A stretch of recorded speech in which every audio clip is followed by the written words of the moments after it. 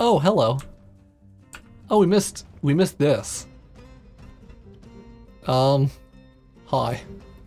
Hi, unholy beast. My apologies for not following the action better. I guess we're just going to watch it eat a lot of cats? What a train wreck. Oh, tremendous. Hi, I'm Symphoneers, and today we're taking a look at Dwarf Fortress. Now that it's released on Steam and pretty, whether or not it's worth buying, and things I would maybe recommend that you do if you are looking to get into it. We'll be using my own kind of first newbie fort as an example, or as a way of talking through some of the finer points of the game. Let's get into it. So, not to bury the lead, scalding hot take, the game that has had 20 whatever years of design work put into it is pretty good. Would recommend. I think Dwarf Fortress is interesting as a game because it is so deeply different from most games, even within the kind of genre of simulationist or city builder or survival games like that kind of sphere of gaming. I think a lot of survival and, well, mainly survival games are flawed on their face or mislabeled in the sense that, like a survival sandbox game, lots of them pose actually a very straightforward question to the player. Here's how you progress through a tech tree. Things are going to be awful and a grind and suck and dangerous for the first bit. And then you will eventually become this transcendent, sculptor of worlds. And, it's effectively a power fantasy. There's not actually a lot of decision-making that goes on. In that process, you just kind of have this linear path up through a tech tree, and eventually you, build nukes or ride dinosaurs or whatever, depending on what the game is. Dwarf Fortress is interesting to me because it poses more complicated questions. It's less concerned with actually restricting player power at the start of the game. Your dwarfs are pretty cool and good and competent. We'll get to the pile of corpses. So you start with a wagon and stuff, and your dwarves are skilled, actually. Like, they can bury through rock and harvest trees and stuff, and they can build out areas like this huge stockpile. They can do that really quickly. They're good at their jobs. The game also has like a tutorial and stuff that help you with some very basic foundational things. So that, like, all that put together, it's more forgiving than a lot of other games in the sense that it is more interested in seeing what you do with the tools you have access to. It's not a flawless experience, the tutorial. The tutorial in the game is reasonably good, and there is like this question mark up in the top right that you can use to dig deeper on, or like pull up the help menu advice for trade and stuff. That will help get you running off the bat with like building workshops and things you need to kind of engage with the game properly and survive. You can kind of get on your feet a lot better than a lot of games. I was worried that I would get bored, because that's another way I find that like survival and simulation games can get boring. They like pose the "can you survive?" question, and like, to be clear, this is not a dangerous spawn. You do have control over spawn settings and stuff. This is very beginner friendly. Like, there's lots of resources and things. So, kind of given all that, I was wondering like, will I run out of stuff to do? Turns out, well, for one thing, up here, I started getting raided by like goblins and kobolds regularly, which was a thing I needed to deal with. And one kind of question that the game posed to me, something that the tutorial does not do a great job of outlining, is that in order to mount a good defense against enemies and stuff, the little squad sidebar here is the thing you need to click on, create a new squad, throw some dwarfs in it, then you can check one and issue a kill order, targeting the baddie that's gonna get you. So just, sorry, I'm slightly blocking the kill order, but yeah. So that menu is there if you're like me and didn't notice it. That alone was like kind of a curveball. There's also regular traders that come in. And like one of the things the tutorial does say is like, you'll need a trade depot to, trade with people, get get resources for winter and stuff, which is always a kind of interesting thing to lean on. Or like initially I was struggling, or I was most concerned with just ensuring like, do I have enough drink? Do I have enough meat and fish and stuff? Like, I don't want all my dwarves to starve or whatever. And especially as I got more competent with workshops and stuff, like, oh, I have a river beside me, once I build a fishery, that gives me a supply of fish and stuff, and yeah, as I got more competent, a lot of gaps filled in, but there's still stuff that I don't actually really know how to do that well in the game. Making cloth or something is one of them. I know it's not that hard, like I have a clothier's shop and stuff, and I think I have some command spinning, or like, I'm getting there.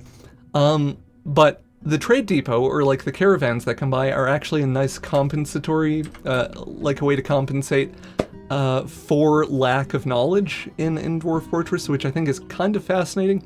Like if a caravan stops by and you just don't know how to make armor or whatever, or like you haven't mined down far enough to get to good ores and so on, the caravans can fix a lot of your problems. However, there is kind of like a caveat there of, turns out elves don't actually like the like mussel shells, all the shell-based crafts I would make because of the fishery and the ready access I have to fish. So they only will take like rare metals and things if I trade with them. And that is kind of a process of like, you learn diplomacy for the various caravans that come by, like things that cause them to reject your trade offers and so on. So already, this is really complicated, I know, or like, it's getting really complicated in that there's just a lot of factors swirling around, which is great, or already more interesting and dynamic than a lot of, like, sandbox survival games, I think. Getting just all of this functioning and happening is interesting. There is a kind of soft goal, or one of the main goals of the game is keeping your dwarves happy. I'm doing a questionable job of that at the moment, which we'll get into a little bit more. You can hit this point of like competency relatively easily, just between the in-game tutorials, being able to trade for shortcomings either in your literal available resources or your knowledge, like items that you are having problems producing. And yeah, overall it's a very kind of interesting dynamic system to engage with. Something I would kind of recommend is finding a more experienced Dwarf Fortress player that you enjoy watching. I know a lot of people recommend Das Tactics tutorials, which I will link to in the description. I have not actually watched all of those tutorials.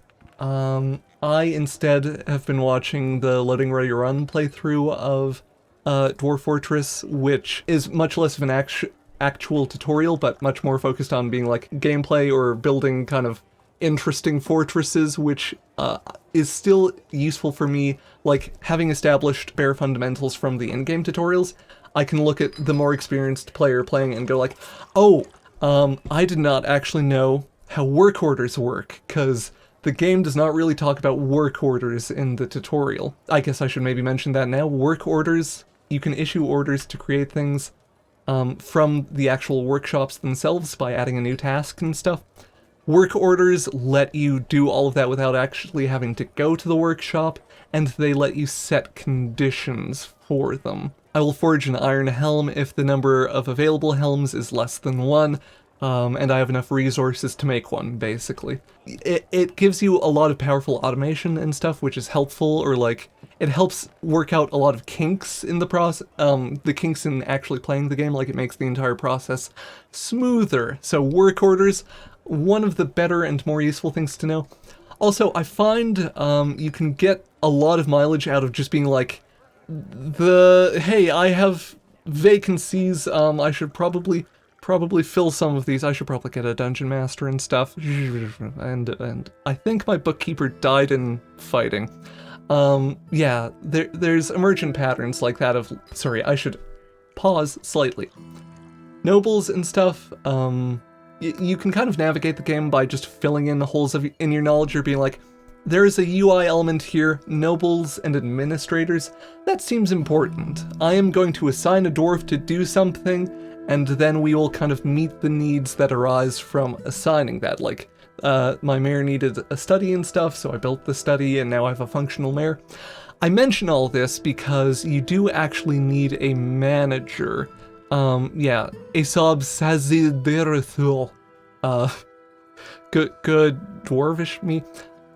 Yeah, like you need a manager for the work order system to work, to function properly, and you need their needs to be met. So by kind of leaning into the gaps in the UI, or like the places where the UI says, hey, you can do a thing here, that is one way to learn the game and kind of fill out your knowledge gaps. On a similar note, another way you can approach learning the game is like, the UI will give you cancels on various conditions and things. Like if you issue an order to make a thing that you can't make, it will say you can't make X, you need Y. That then gives you, the player, kind of a path to learn, okay, how do I get Y? And using that process, you can kind of backfill and figure out how stuff works. Already, or like as a general note on this entire setup, it's not great. Or part of something I'm interested in with Dwarf Fortress long term is just like, now that I actually know how the systems and stuff work, could I do all of this better, cleaner, and more efficient, etc., etc. One thing while I'm thinking of it, or just while I have this entire section, coffins and things, or like zones, are not immediately intuitive in all cases. Like tomes? Tomes are assigned individually, if I'm not mistaken. Or like they just house a single person. So you need to assign tomes, like each of these is its own little tome zone. But that type of individual assignment is not necessary for something like a meeting area, which you can see this big row of tables and things is, yeah, just one big meeting area, or one big dining hall, pardon me, and then I have some little meeting areas as strips beside it. I need to deal with the number of dogs and cats I have.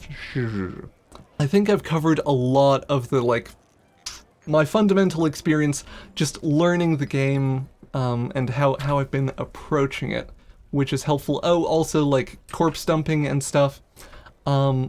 This kind of catch-all, this zone here, it will say, like, you can manage what's in a zone and stuff. I just had it set as all initially, then I have it moved to custom to exclude corpses, because they can produce a miasma and stink the place up. And that's why there's a huge corpse pile out here.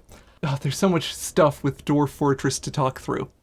So, I hope I'm, anyway, kind of conveying the sense of, like, you might not play it perfectly, but that's okay. The game is interested in you being able to execute meaningful decisions as early as possible, and to kind of learn and get stuff done, like, pretty quick, which I think is a huge strength compared to most other survival or sandbox games. As I had all of this built out, I was like, this is kind of a mess. I want to see if I can do it better and cleaner. And initially I was going to move over here and, like, build a new fortress, basically. But then I had the thought of, like, no, let's go down to that zone I was briefly showing earlier, and kind of build things out, build out nice bedrooms and stuff. And population kept coming, and, oh, I don't have enough bedrooms, and, oh, we'll just do this. And, yeah, the kind of shape of the space already, oh, also just, like, carved details and stuff in these bedrooms, they're super nice. I haven't even smoothed out these, or, like, cleared all the rubble and stuff from them yet. So, within this space, or, like, within trying to make my fortress, you know, bigger and nicer, you can already see this emergent story of, like, things are growing too fast. Management maybe doesn't know what it's doing, which I think is kind of interesting. As part of my Googling and stuff, and, like, figuring out how I want to engage with Dwarf Fortress, one thing that came up was exploratory mining and, like, caverns and stuff, and I was like, I haven't seen any of that. I don't know what people are talking about. Let's dig a little side thing off here. Apparently it can be dangerous, so There's some rockfall traps and stuff to help protect us. We'll circle back to the gremlin, and I eventually hit caverns, and which have all sorts of interesting things in it. I have a farm plot down here that's kind of trying to, I'm trying to work. That was useful, and also exploratory mining, helpful. Yeah, you can set your dwarves to auto mine following ore veins. Another thing that the UI doesn't maybe do the most incredible job outlining is advanced options. Auto will automatically follow the kind of deposits that you click on. There's also mining priority, which I haven't found to be super necessary in my own play, although I know more experienced players use mining priority a lot. Anyway, auto mining and stuff lets you, gives you some power to just be like, hey, follow that ore vein, dwarf. Follow your heart, see where it leads. And gives you like a method of finding new, exciting new stuff to mess with. Yeah, this was the big one. One of the big issues with this fortress and the way it is, part of why so many people are unhappy is I have not been good about producing armor and clothing. Clothing I was kind of getting to, or like trading for pretty effectively, but the caravans don't have that many armor, like that many pieces of armor and weapons available. So that was something that I would need to, like kind of figure out more on my own. So exploratory mining, good for following veins of magnetite and stuff. And there's quite a big deposit at elevation 30 that my dwarves have like found and dug out. I think I was initially following a limonite vein or something.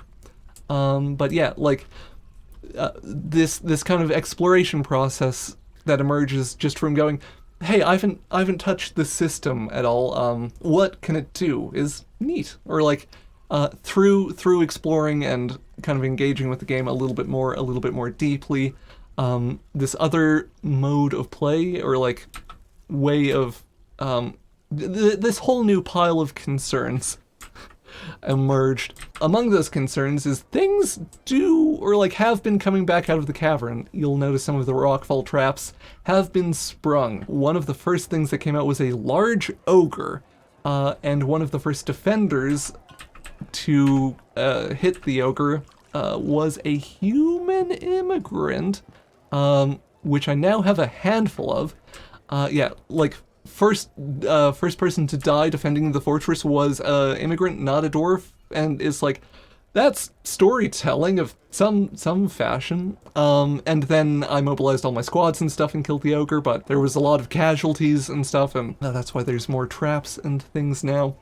And since then, I've been getting a regular stream of monster hunters, or like witchers or whatever, that just want to stop by the fortress and see what... She really likes traps. Sorry, yeah.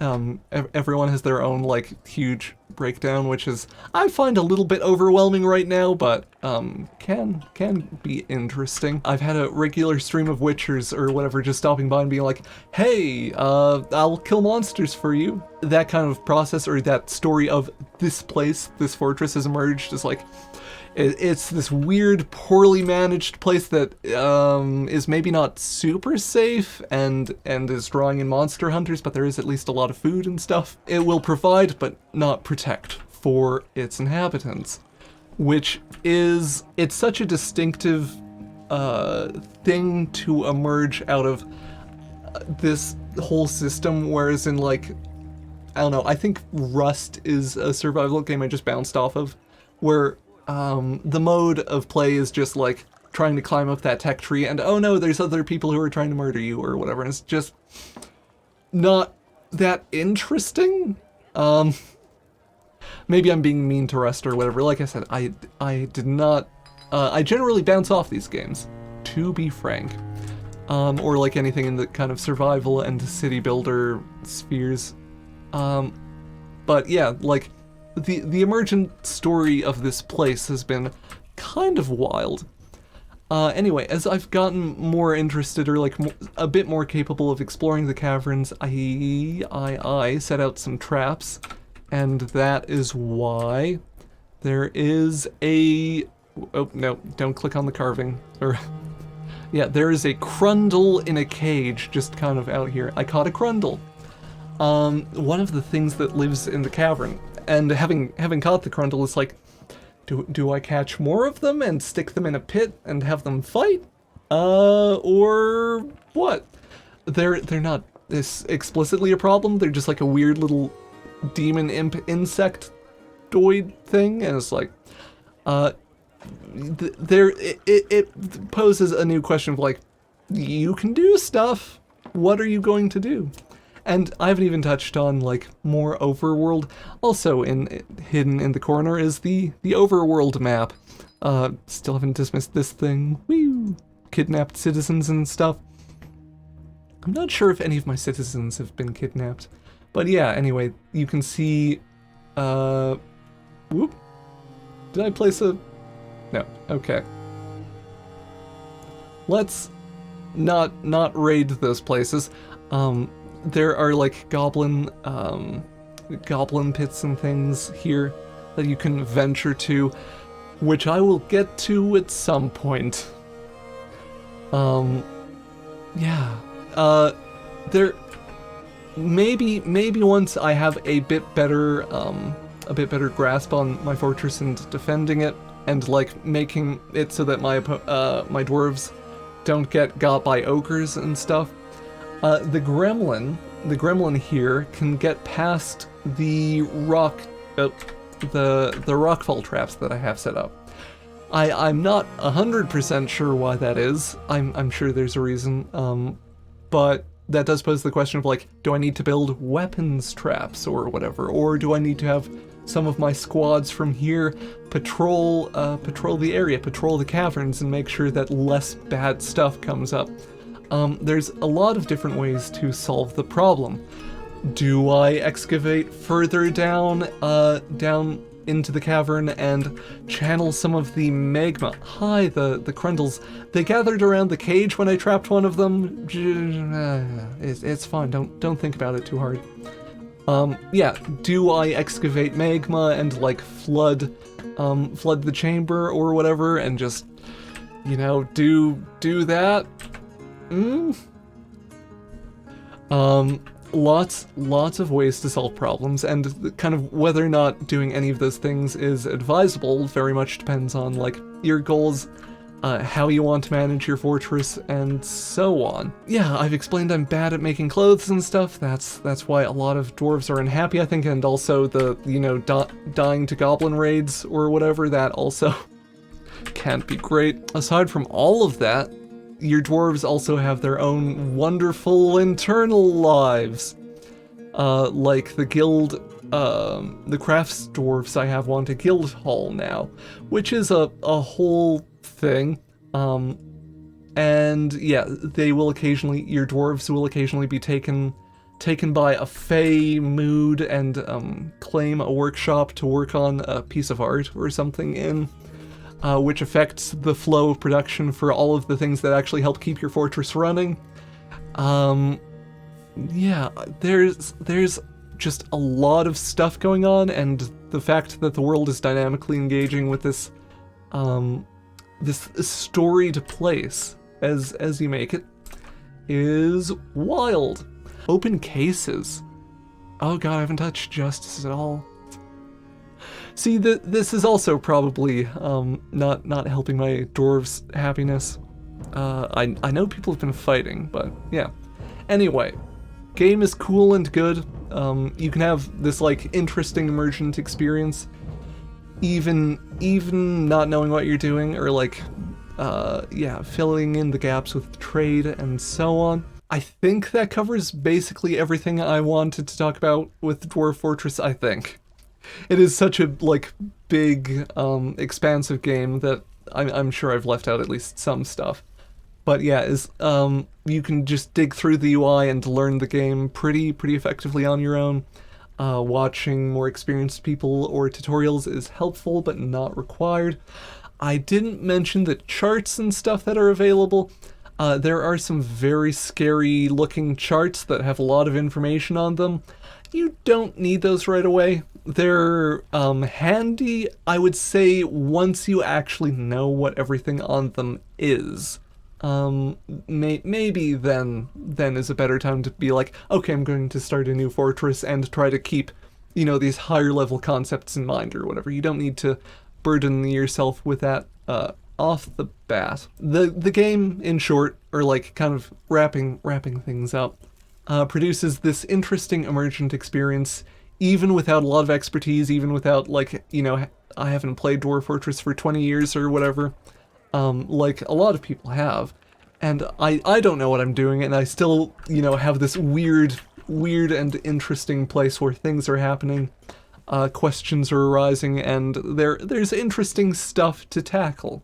It doesn't just fall apart as soon as you get, like, a baseline safety net established, the way some games, or like some weaker entries in survival and sandbox games tend to do. And that's not even factoring in, there's adventure mode and stuff incoming where you actually pilot, like, I believe you pilot a single dwarf and, have a more traditional, like, hack and slash adventure.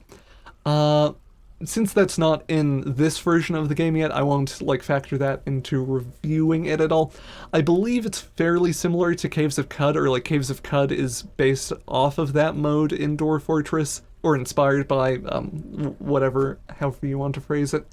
And Caves of Cud is one of my favorite all-time games that I have never covered or really talked about because it is, like, an ASCII art game.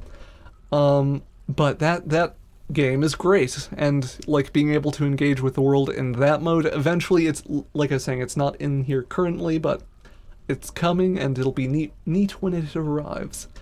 So that's something to look forward to with the game. I could keep finding things to talk about. There is just so much game here. Let me know if you want more Dwarf Fortress or whatever on the channel. Maybe I could do a video or series or whatever, doing a fortress from scratch, which would, I assume, be instructive or, like, helpful for some people. Although that's not something that'll happen without interest. So, click buttons like subscribe, etc. Immediate follow-up, or kind of postscript to my kind of review and walkthrough of my first fortress. After recording that review, I did a small little stream of Dwarf Fortress just to, mess around, vibe with chat. Build out, like, the prison I'd been neglecting, or dungeon, rather, do those trap upgrades, build a bunch of guild halls, because I got some petitions. I'd gotten attacked by the largest goblin raiding party yet, and decided that, hey, yeah, it's scary, I lose too many dwarfs. Maybe I will try digging a moat around my fortress, and maybe that will help improve overall safety for my dwarves. Not so much. I appear to have flooded pretty much the entire thing. Water filtering down the stairs. The entire thing's going to flood. I think I could save scum this and, like, rewind slightly to a point when, I hadn't flooded my entire fortress. But I don't think I'm going to.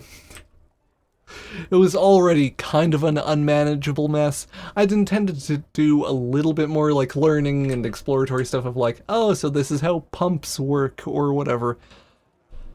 But honestly, I wouldn't hate just restarting and actually knowing how to do things. So yeah, I think I'm just going to let it run for a while, let the fortress drown. So it's maybe important to acknowledge that you can shoot yourself in the foot really hard in Dwarf Fortress, and that's okay. Learning is fun, or the Dwarf Fortress wiki literally links fun to, like, failure or something like that. So, death is part of the process. Yeah, I'm gonna turn off my camera now and just let this run for a while. We'll see what happens.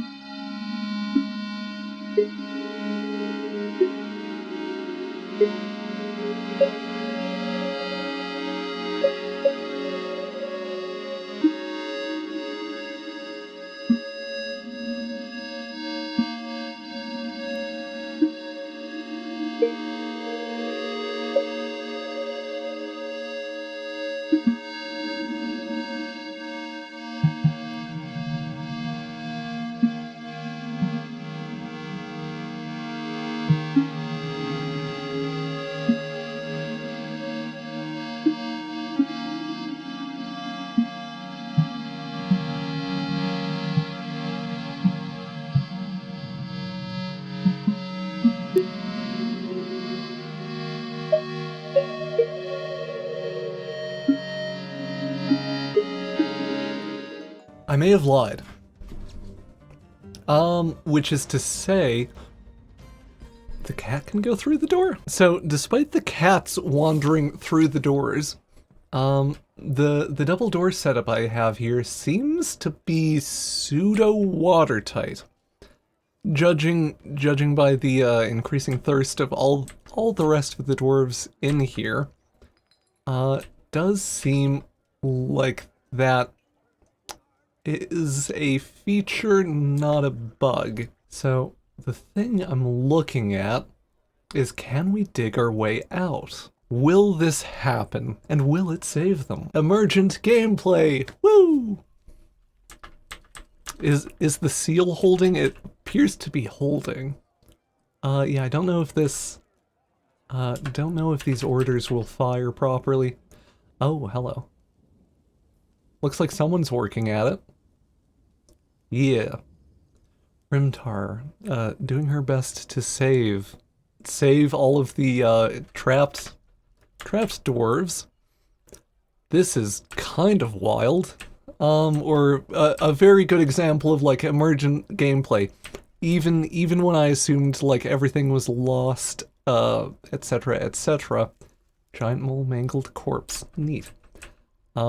Yeah, turns out, building a bunch of doors down here, initially this hallway was just a row of traps so that if the top levels got overtaken by monsters or whatever, there would be this trap hallway to soften them up before the main pretty, good fortress.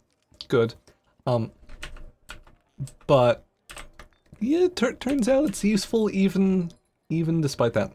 So I'm not sure why no one down there is mining. Maybe all my picks were upstairs or something?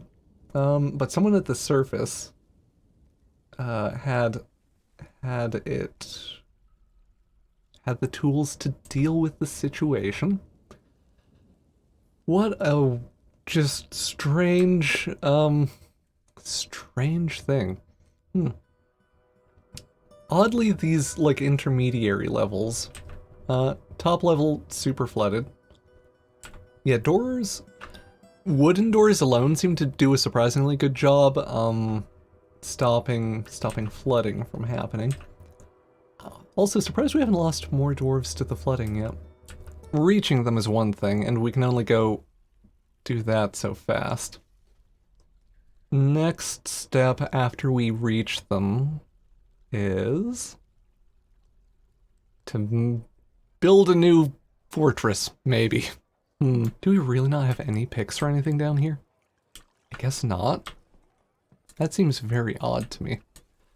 This is why burrows are useful, I guess. Burrows being... I didn't touch on them in the main review. Yeah, I had this assigned as like an emergency burrow I could send everyone to if we were attacked by monsters. No one assigned currently because I kind of forgot about it. A vile force of darkness has arrived. Well, okay. More goblins. Is that a bigger or smaller force than last time? It's all a bit pretty chunky. Maybe about the same. Hopefully they don't find my miner. The miner trying to save them. I can't really mount a defense right now. Who are you? Little leader gremlins? Goblin thieves, right. So yeah, we kind of... we definitely can't organize our squads properly. So this could be quite bad. Bad time to fall under siege. How is our escape going? Down to level, what was that? 20? Okay. Oh, I thought I'd been clever. They're absolutely wrecking us. The lady we had is off defending, presumably. Heartbreak. That certainly accelerates our demise. Oh. I thought I was clever.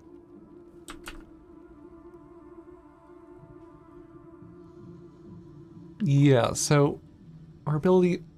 I mean, I guess I should be issuing kill orders. Problem with this is just don't know that we have anyone who can actually reach them. Oh, pardon me, new militia force. Yep. Whatever. Yeah, so we're starting to dive dehydration downstairs. Yep. Yeah. Okay, so we have just a lot of death notifications popped up. I think... Can we demolish these? If we're gonna die, I want to at least flood properly. Or like to test the idea. Test the core concept. We might not have anyone capable of removing them. Or rather, like, no one's going to do that. And we can't... No one mines down here, we established. What a pickle we've gotten ourselves into. You have a pick. Can we... Priority 1, staircase you up out of here? So we can priority 1 staircase. Are you gonna mine? Friend, are you mining? Starving, dehydrated, 88 years old. Items? Yeah, you have a bronze pick. Come on, work with me here. Oh, that's a little bit too zoomed in. So, raided by goblins. Piles of mud building up. Our dwarven child just having a time of their life and they're, you know, flooding home.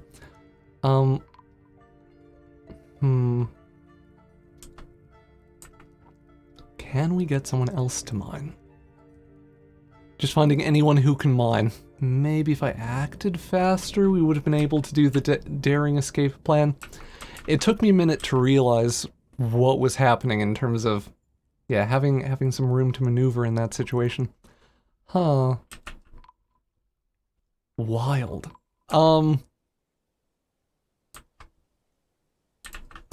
That is a whole thing.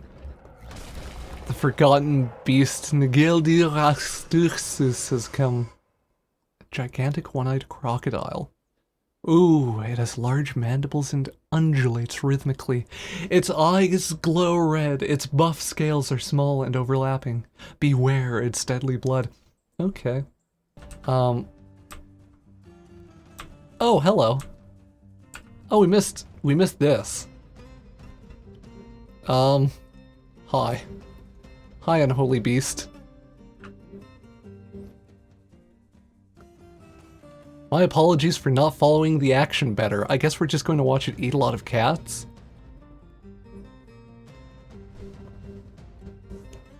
What a train wreck. Oh, tremendous.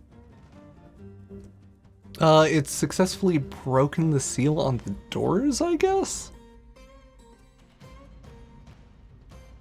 Oh, I had a few dwarfs left down here. Okay. It moves fast.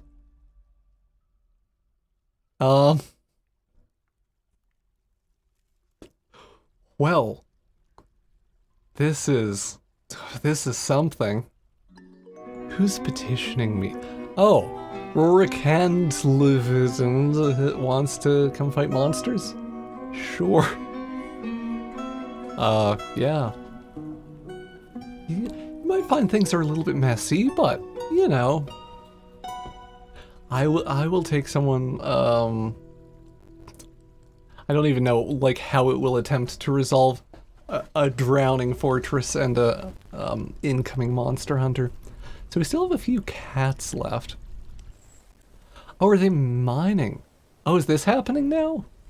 Oh, that oh no. Bad time to finish that mining. Would have been good to do that before everyone died. Well. Whoo-wee. It is taking absolutely forever for all this stuff, to wind down. I love that the weird Shadow Beast thing was like exploring stairs for a while. Went about as low as I mind. And just as kind of like, I've had enough. So let's check in on one or two other spaces. Me messing around with burrows did not fix anything. A handful of my livestock has survived by our bunnies. As all civilizations should be. Sorry, cat stuck in there. I do love that the Shadow Beast was, or Forgotten Beast rather, was running around here forever and just could not get the last cat. I don't know if it's still alive and kicking. Dehydration or whatever might have gotten it. Although there are now some cats escaped into the caverns too. So, you know, that's some kind of legacy. I am going to say abandon the fortress to ruin. Yeah. Your settlement has been abandoned.